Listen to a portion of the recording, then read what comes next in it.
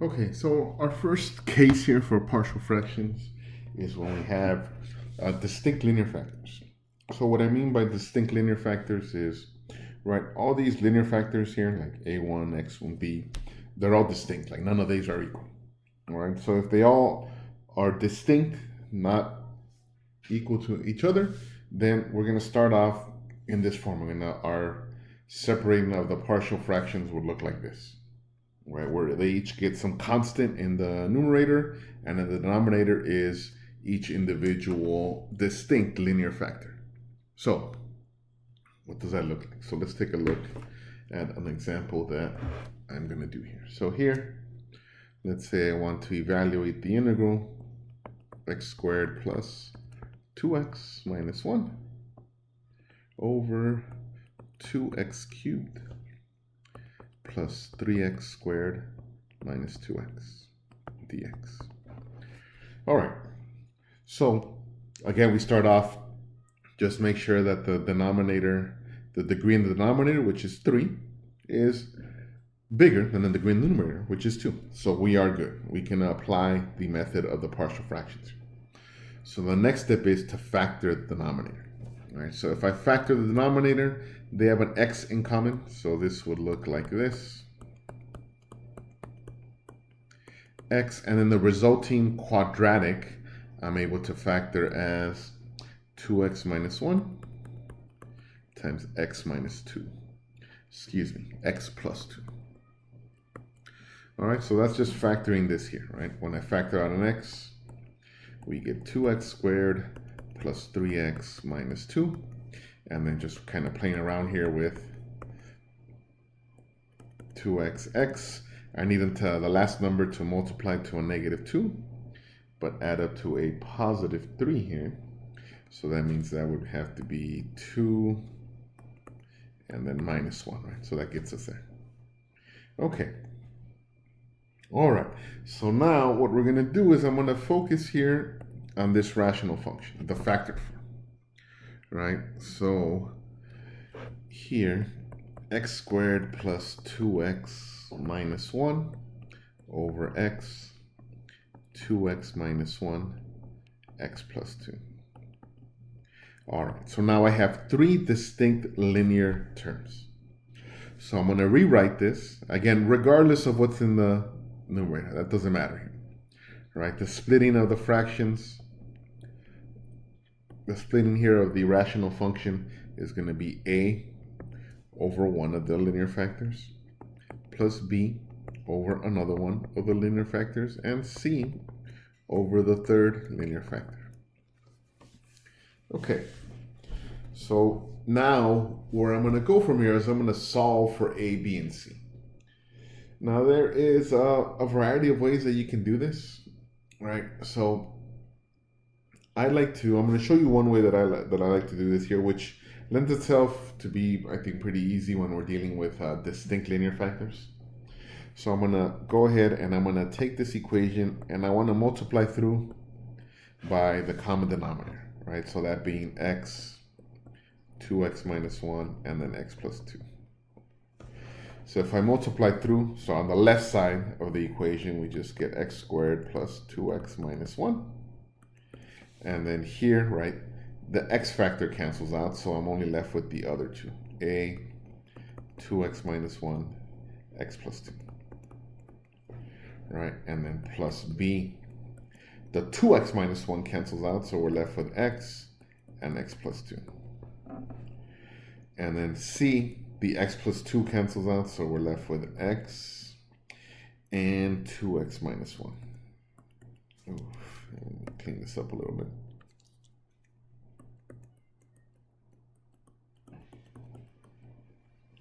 Okay. All right. So from here, we here's what I like to do. I like to just plug in values for x, right? And the values that I'm going to choose are the actual roots of this polynomial, right? The x times 2x minus 1, x plus 2. And what that's going to do, it's going to turn one of the 2 out of the 3 terms with a, b, and c into 0. So let me show you what I mean. Right? So let's say the first one is I'll let x be 0. Right? If I do that, here the b term is going to go to 0. The c term is going to go to 0. So on the left here of the equation, if I plug in x for 0, we get -1. And on the right, we get -1 times 2, so we get -2a. Right? And you see here, I can solve here for a by dividing by -2. So we get 1/2 is equal to a.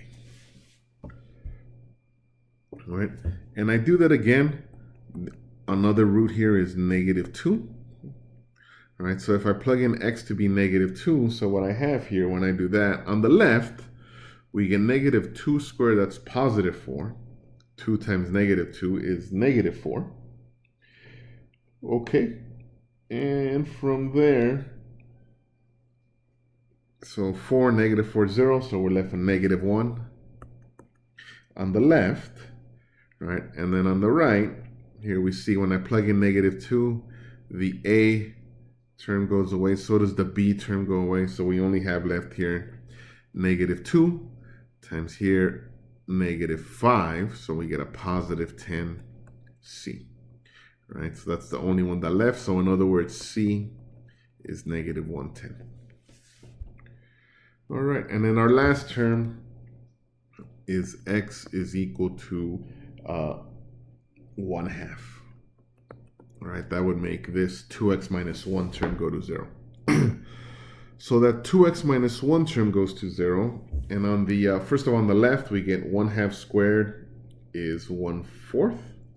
And then 2 times 1/2 is 1, minus 1 is 0. So we're left with 1/4 on the left. And then on the right, anything with a 2x minus 1, that term goes to 0. So we're left with this b part. So 1/2, and then 1/2 times 2 is 5/2. So we get 5/4 b. Solving for b, we get b is 1/5. All right. And now I've solved for a, b, and c.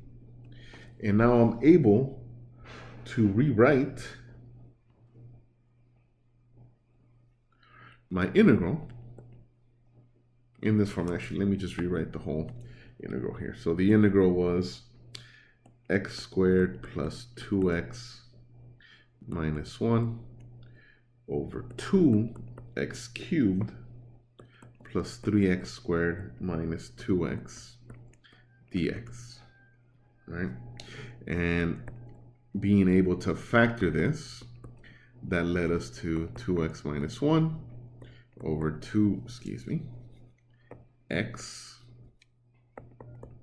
times 2x minus 1 times x plus 2 dx. And then with the method of partial fractions, I was able to rewrite this as a over x plus b over 2x minus 1 plus c over x plus 2 dx, right? And I solve for that a, b, and c above, right? So a is 1/2. B was 1/5. And then C was -1/10 of x plus 2. Okay. And then dx.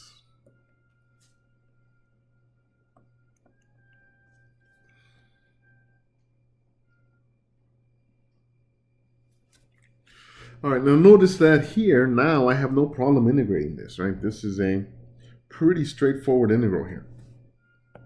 All right, each one of these, so these are just natural logs, the first one being 1/2 ln of x, right?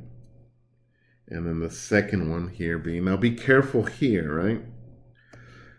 The denominator, the derivative there is 2. I don't see a 2 out here, so I have to make sure I divide it in there, right? Using the, so we get 1/10 ln of 2x minus 1. And then lastly here, minus 1/10 ln of x plus 2. And of course, don't forget the plus c. Okay. All right. And that's a method of the partial fractions here when we have distinct linear terms. Now, I did say there was more than one way to do this here. So to solve for the a, b, and c. So here's an alternate approach that some textbooks use. Is once we're at this point here, where we have, let's say, a 2x minus 1, x plus 2,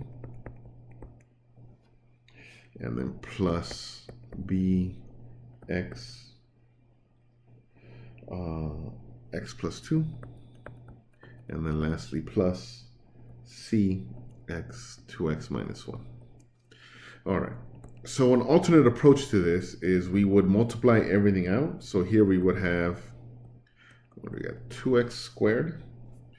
And here, let's see, we have 4x minus x. So we get plus 3x minus 2. All right, and then plus b x squared plus 2x. And then plus c 2x squared minus x. Okay, and from here we would group everything that had an x squared. Right, so here, let's say, for example, here,